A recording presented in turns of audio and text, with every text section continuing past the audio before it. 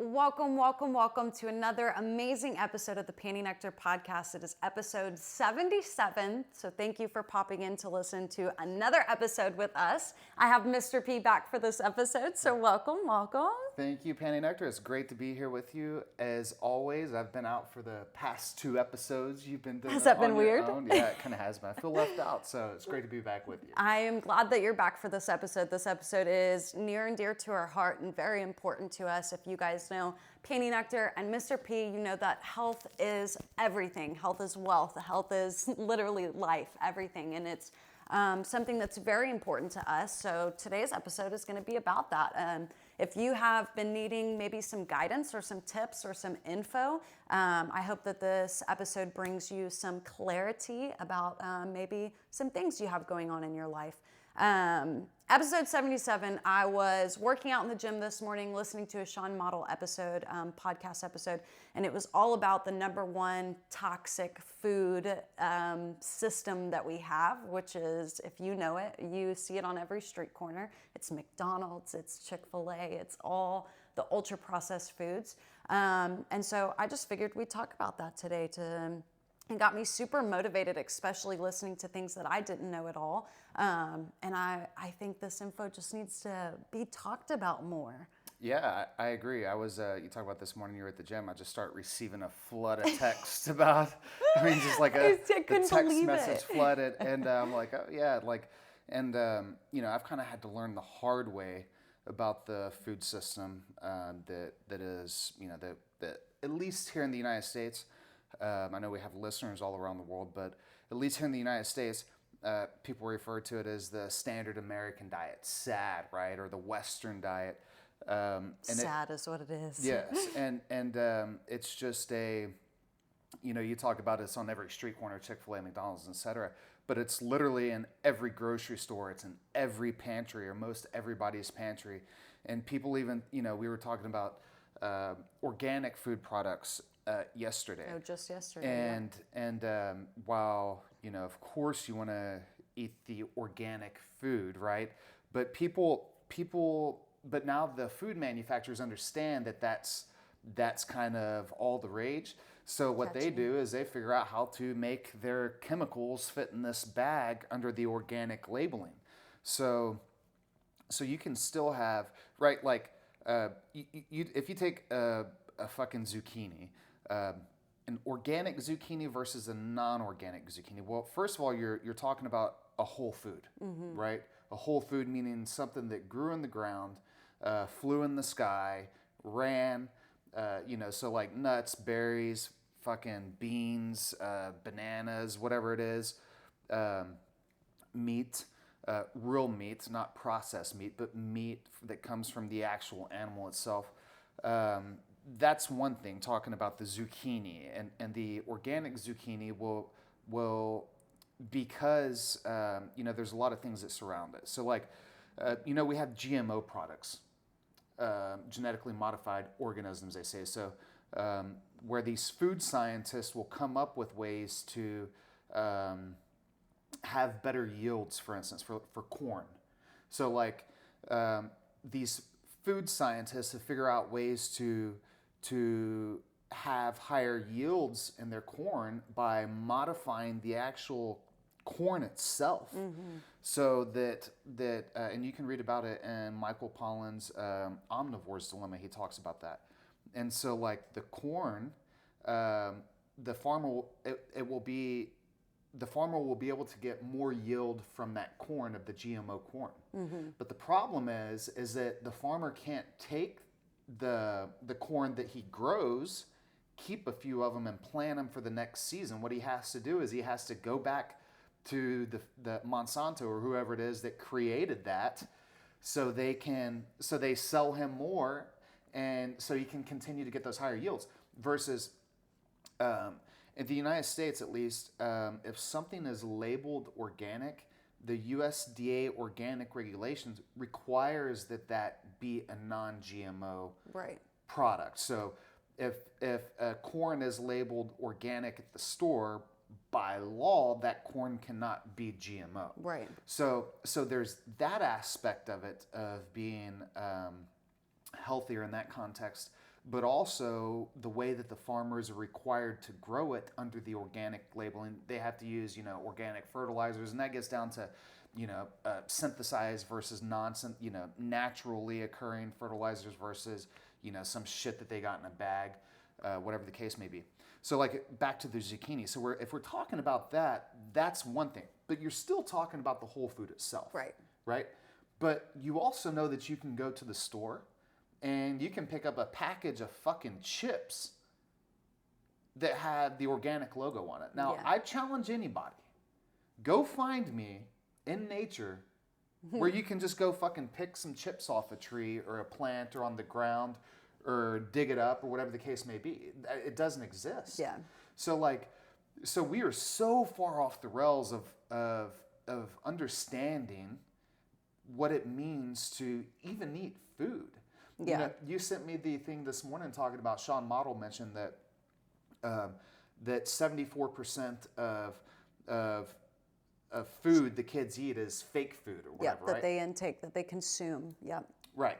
So I would probably say that is understated, and here's why. Because 74% is almost 75%, right? So that's 3 out of 4, right? So if we were just to say that 1/4, so that assumes that 1/4 of what kids eat is whole food, right? Real food, not fake food.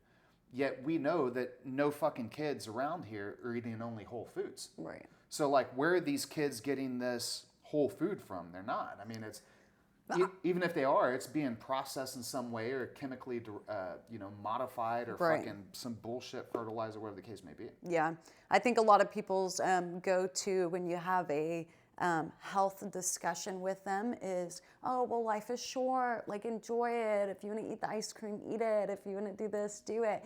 And it's like, that's great. But I have one family member in particular that has a lot of health issues, and a lot of their health issues I know come from the food that they eat.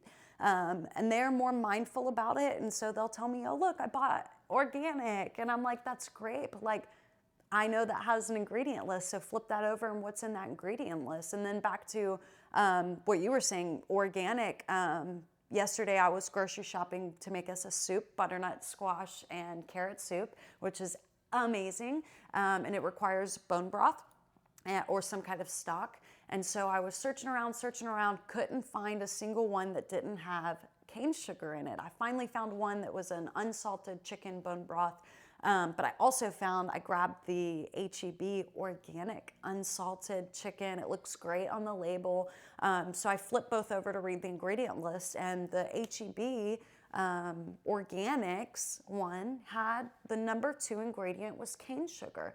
And I don't know if you guys know this, but they don't just slap things on the ingredient list. They're in order of how much is in that product. And so the fact that that was number 2 in the ingredient list blows my mind. And why? You don't even need it. But these food manufacturers have literally, when you're eating these processed foods, you're changing your DNA. You're changing the way that your body receives these things, what they taste like, everything like that. So of course everything's pumped with cane sugar, so it tastes good because we think that we need sugar in order for it to taste good.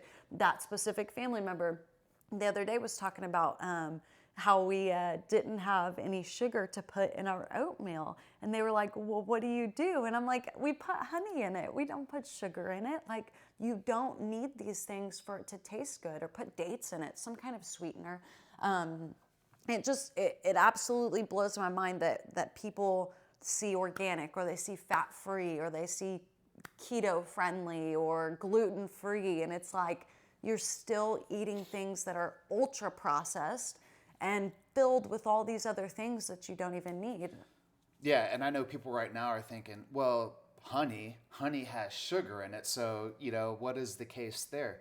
The case with that is that there's a difference between naturally derived and processed, right? Like, I've learned that that processing is the pitfall of most things, right? So like cane sugar that you buy in a bag, it doesn't matter if it's fucking brown or white, that goes through a process. And ironically enough, when I was a teenager, I was in Louisiana. I actually got to take a tour of one of the sugar mills there in southern Louisiana. Wow. It was pretty amazing. But it goes through this entire process, right?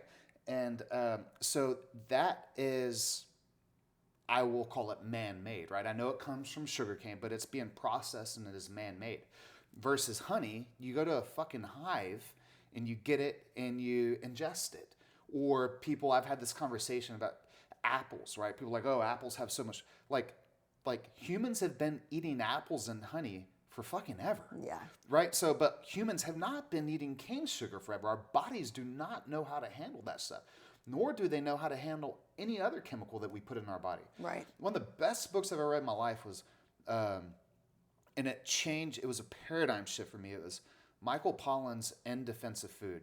And I would ask anybody if they're interested in these topics whatsoever to go pick up that book. Michael Pollan is the author, In Defense of Food.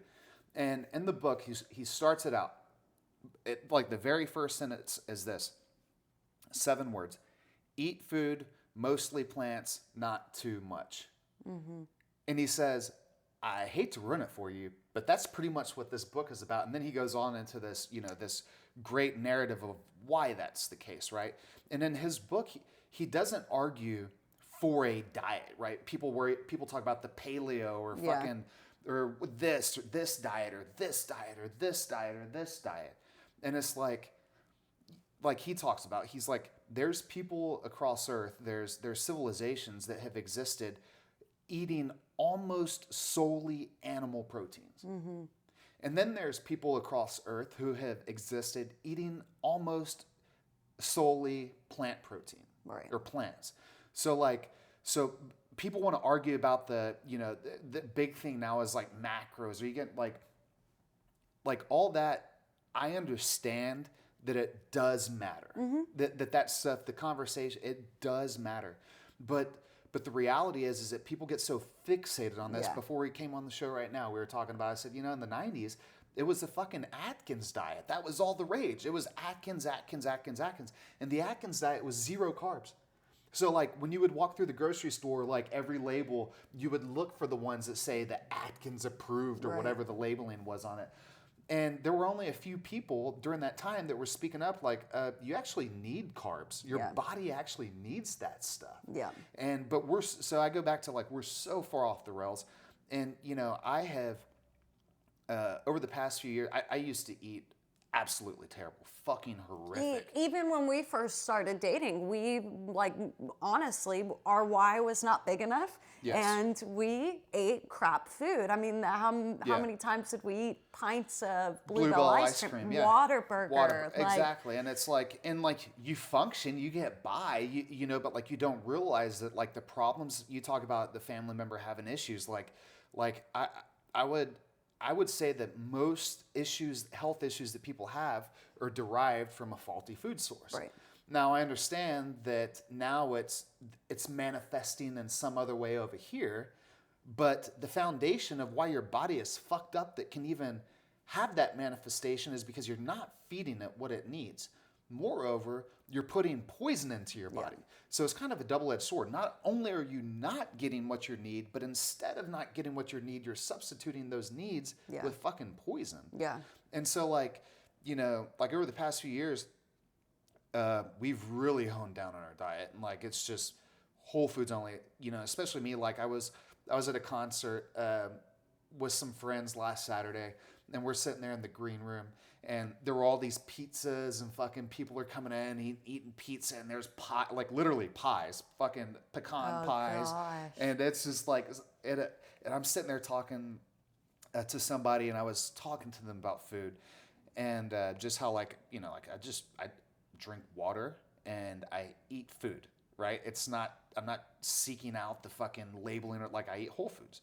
And I was telling this person, it's so weird because when I started this journey, I would still have cravings. Mm-hmm. My mind was still conditioned to believe that I wanted that. Mm-hmm. But now, no cravings. Yeah. None. Over Thanksgiving, right? There was all those desserts and all this shit, and it's no cravings whatsoever. Yeah. Yeah, I think it's pretty crazy. And Sean even said he said it in regards of water in the episode, but I think it goes with food as well. When you don't have a filter, you become the filter, i.e., your body has to now focus on filtering out these foods. It can't do efficiently what it needs to do to run your body to give yourself a good quality of life when it has to sit here and try to sort through literally lab made chemicals. Like these things are lab made. And what did he say? Our health industry is like a 42 billion or 70 something trillion dollar industry. I think it's 4 trillion or something like Yeah. that. And it's like we have the worst healthcare in the world when it comes to terms of obesity, child, all these ADHD. I was even mentioning just to you the other day how this professor pointed out, like, we give our children Coke, and well, we don't, but people give their children Coke and Dr. Pepper and all these things, and then expect them to go sit in a classroom for 8 hours. And then we take them to a therapist to prescribe them Ritalin because they can't sit still, and we're wondering why they can't sit still and focus when they have all these things in their fucking body that their bodies are now having to try to process and figure out, what is this? Like, we're not supposed to be doing this right now. And I think it's been probably 2 years now that we've really, really honed down on like eating good, eating whole foods. And people think that we mean the grocery store. People all the time are like, Whole Foods, but we just mean like as close to the source as possible. Yesterday I went to the store, I got butternut squash, carrots that require you to peel and cut up. I didn't get the ones that are already in the bag ready for you to go that aren't organic. I got the ones that are organic and whole that require a little bit more time. And then we also watched a great documentary by Michael Pollan on Netflix. If you haven't watched it, it's amazing. It is called Cooked. And in one of the episodes, I believe it's the fire episode, he even talks about like the Aborigine people, how when they moved inland to a more civilized type of society, they started getting diabetes, health problems, and they knew that it was because of the food that they were eating. So they went back to the bush to hunt their iguanas, to cook them on the fire, to give thanks for their culture, to eat the food the right way, real food. Yeah. And they said almost immediately these things disappeared. These diabetes, these heart conditions, heart problems. And like, we are just so like programmed to think that like right now, oh, kids are supposed to be sick all the time right now. Like our kid has been sick 0 times. Like that is what happens when you give your body real food, good things that it can process. And it's so, so important. Yeah. People don't understand that, that podcast, Sean Model, they were talking about, his guests asked him about like, well, why does the government allow this? Like, the government's not fucking set up to protect you. Let's just get that out there first and foremost, right? Like if you just look at the things that they allow, I mean, we could just take this topic, right? Yeah. There's so many things that our government has approved to be allowed in this country that is outlawed in almost every country on earth, right? You look at, I did not understand this until a few years ago. I was looking at this, it's GRAS, GRAS, and it's the FDA, I believe it's the FDA that has this classification that it stands for generally regarded as safe, or generally regarded as safe. And I was like, what is this? And so it was a couple years ago I was looking this up, but the gist of it is that there's things that are put in our foods now that like companies don't even have to mention that they're put in because they're just generally regarded as safe. And the generalization of being regarded as safe, that threshold, it's bullshit, right? Yeah. So like you have these chemicals that are on this list, chemicals, right? Like man-made things that are being put into our foods that no one even knows about because they're just generally regarded to as safe. Yeah. And regarded as safe. So So the government's not set up to protect you. The FDA's not set up to protect us, and our medical establishment is not set up to protect us either. And I have family members, very close family members, who are rather prominent in the medical industry, and I have this conversation with them frequently. And it's like they're fucking clueless. Yeah. And here they are taking all their medications that they have to take themselves because their body's fucked up. Yeah. And at the same time, they're dishing out all these medications. Yeah. But all they know is the big pharma trained mindset. They're clinically trained fucking doctors, right? And so all they know is that what is said. And so if it derives slightly from big pharma's expectations, i.e. you're going to take away their money, then that's just, it's almost like witch doctor shit to them. Yeah. Like they need a pill to solve this chronic disease, which then creates this other issue that you have to take this other pill for, right? Right. And it's like health issues that I used to have.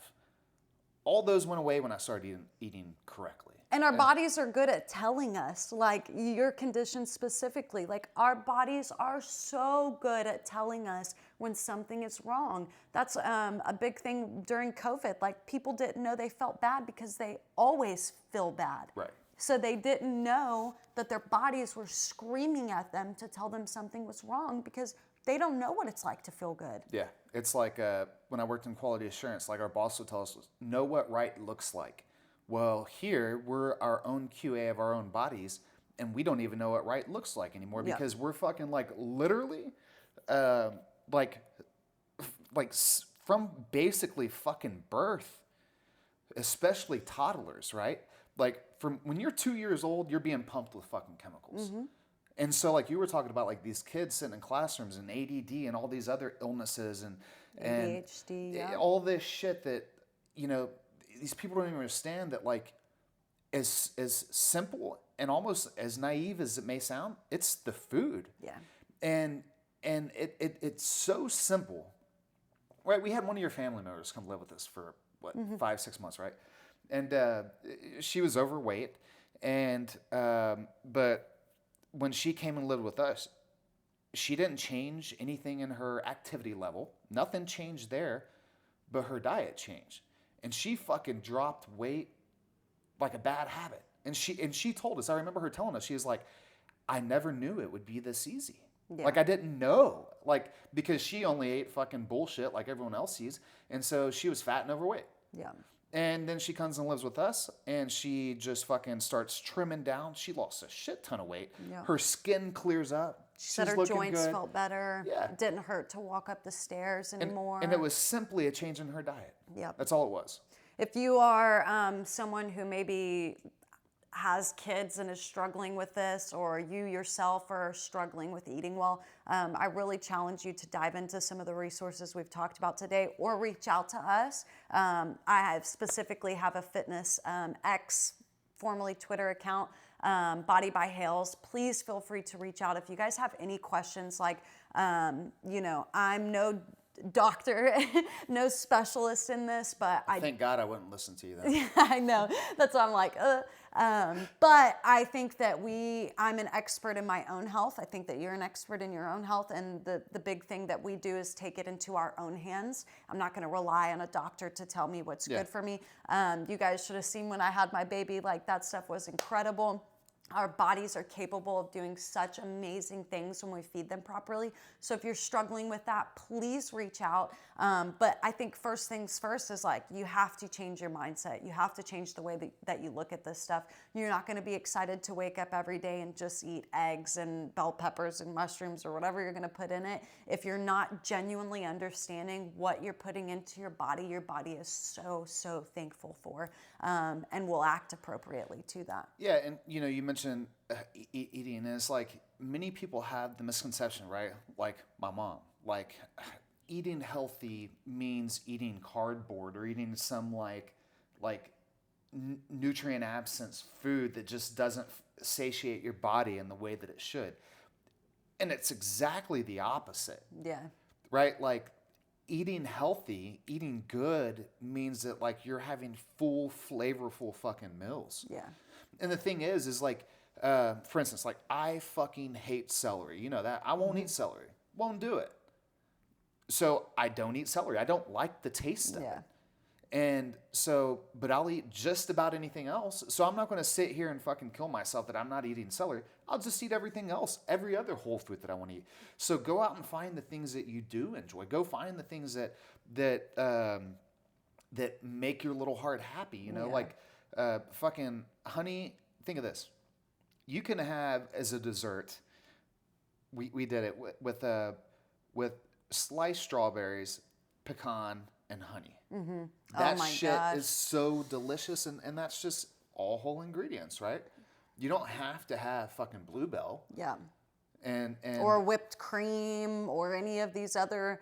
And Sean Model specifically said today, I don't mean to interrupt you, but like he even said, all these products are the same fucking thing. Yes. They're all the same thing. Yes. You guys think that you're getting like something special and different. It's all the fucking same thing, and it's all bullshit. Yeah, you went to Tony Robbins recently, and I was telling you about that lady that I had met at one of the first Tony Robbins event I went to, and she was from Hawaii, and she had these restaurants. And I was looking at her restaurant menu online, and she had so many different things. And I remember asking her, I was like, how do you keep all these products? And she's like, well, you have to understand, it's basically all the same shit, just packaged in different ways. And I was like, yeah, you're exactly right. Yeah. So what you're saying is like these chemicals that they're putting in our foods, it might have different ratios of whatever it is. Another great book I read was Salt, Sugar, Fat, or Sugar, Salt, Fat. I think it's Salt, Sugar, Fat. But they talk about and they talk about this in the book of what the food manufacturers refer to as the bliss point.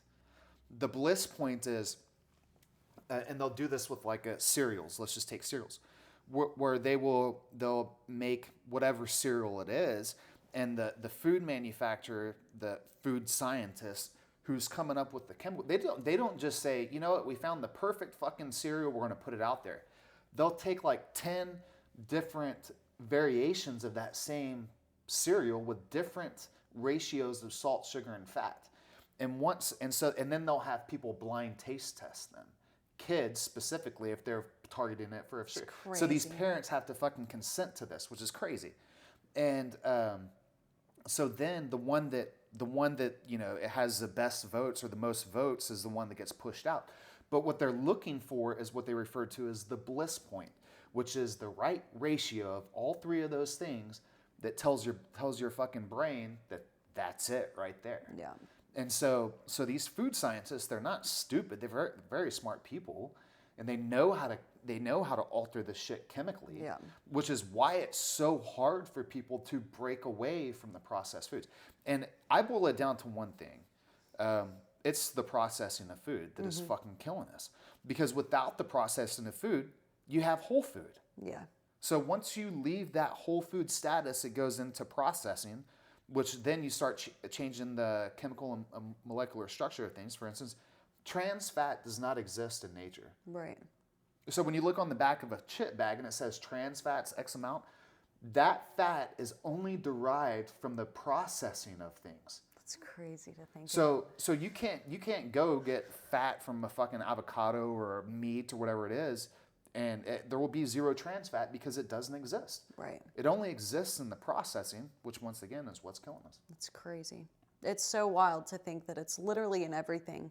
And it is important. Cannot stress enough how important it is. You know, we'll leave all these things in the show notes so that you guys have links to all this stuff, to the episode that I listened to the books that we're talking about. And again, reach out if you have any questions, because I think like how we ended our conversation today was like, okay, how do we start reversing this? And I think the only way we can start reversing this is by raising the generation that we're raising, or affecting the people that are closest to us with these good decisions so that they go on and make good decisions with the generations that they raise. Because it is so deeply rooted now in everything, in our school systems, in our healthcare, in our literally in everything. And it's a true issue. Eating these foods, these ultra processed foods, make you become a zombie. Yeah. They make you not use your brain effectively. And it is all by design. And it's like, you know, you mentioned ultra processed foods. or as Michael Pollan likes to say, which clarifies it more for me, food-like substances. Yeah. They're Fake food. they're food-like, but they're substances ultimately. Yeah. They're not the real food. Yeah.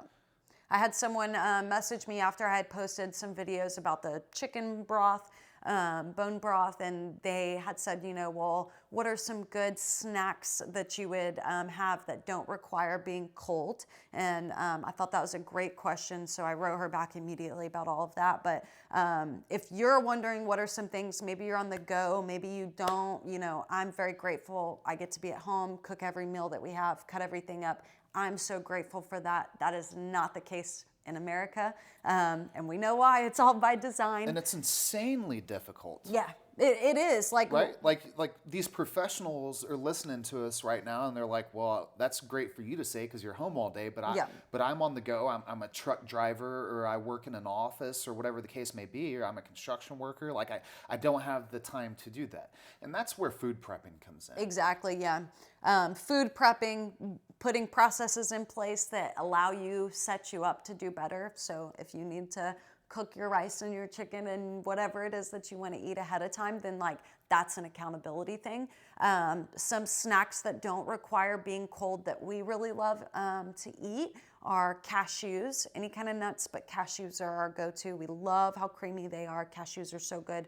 I mentioned dried mangoes, organic dried mangoes. Make sure there's no bullshit sugar because it's in them. So find the one that's organic that only has mangoes. Again, that's a process, but at least you're as close to that as possible without having to sit there and cut everything up. And then my third underdog one is dates. Dates all day long. We eat whole dates. We eat coconut dates, which you can make your own at home. But dates, I think, are such an underdog snack. They're sweet.